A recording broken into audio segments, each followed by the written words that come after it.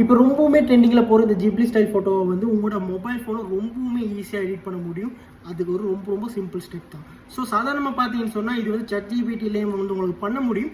ஆனால் ChatGPTயில் வந்து ஒரு இஷ்யூ இருக்குது. என்னென்னு பார்த்தீங்கன்னு சொன்னால் ஒரு நாளைக்கு 3 இல்லை 4 ஃபோட்டோ மட்டும் தான் எடிட் பண்ணணும். அதுக்கு மேலே நீங்கள் பண்ணணும்னு சொன்னீங்கன்னு சொன்னால் நீங்கள் அதுக்கு காசு கட்டணும்.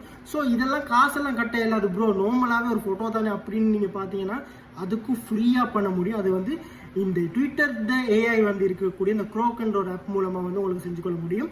இந்த க்ரோக்ன்ற ஆப்பில் மூலமாக நீங்கள் நார்மலாகவே உங்களோட ஃபோட்டோவை போட்டுட்டு நான் தார இந்த மாதிரி 2-3 கேப்ஷன்ஸ் இருக்குது, அதையிலே நீங்கள் போட்டாலும் கூட உங்களுக்கு ஏற்ற மாதிரி அந்த ஜிப்லி ஸ்டைல் ஃபோட்டோ ஸ்டைலுக்கு ஏற்ற மாதிரி மாறிக்கொள்ளும். ஓகே, இந்த க்ரோக் ஆப்பை வந்து இதை வச்சு யூஸ் பண்ணிடலாம். அதுக்கப்புறம் இதை வச்சு என்ன பண்ணுறது அப்படின்னு பார்த்தீங்கன்னா அங்கே தான் ஒரு மிகப்பெரிய ஒரு இன்ட்ரெஸ்டிங்கான டாபிக் ஒன்று இருக்குது. இதை பற்றி இது வந்து இதுக்கு மாத்திரம் இல்லை, இது ஒரு ஏஐயாக கூட நீங்கள் யூஸ் பண்ணிக்க முடியும். இதில் வந்து என்ன விதமான ட்ரெண்டிங்கான விஷயங்கள் வருதோ அதையும் நீங்கள் கண்டுபிடிச்சி இதுக்கு அடுத்து ஏதாச்சும் ஒரு ட்ரெண்டிங்கான விஷயத்தையும் இதில் கண்டுபிடிச்சி அதுக்கேற்ற மாதிரி நீங்கள் ஃபோட்டோஸ் எடிட் பண்ண முடியும்.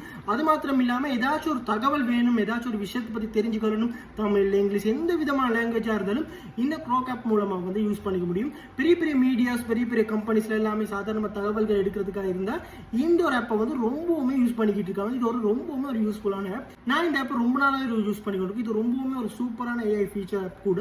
ஸோ நீங்களுமே இதுக்கப்புறம் இந்த ஃபோட்டோக்காக டவுன்லோட் பண்ணிட்டு இதுக்கு வச்சிருந்தீங்கன்னு சொன்னால் அதை டிலீட் பண்ணாமல் இனிமேல் யூஸ்ஃபுல்லான விஷயத்துக்கு இந்த ஆப் மூலமாக யூஸ் பண்ணிக்கொள்ள முடியும்.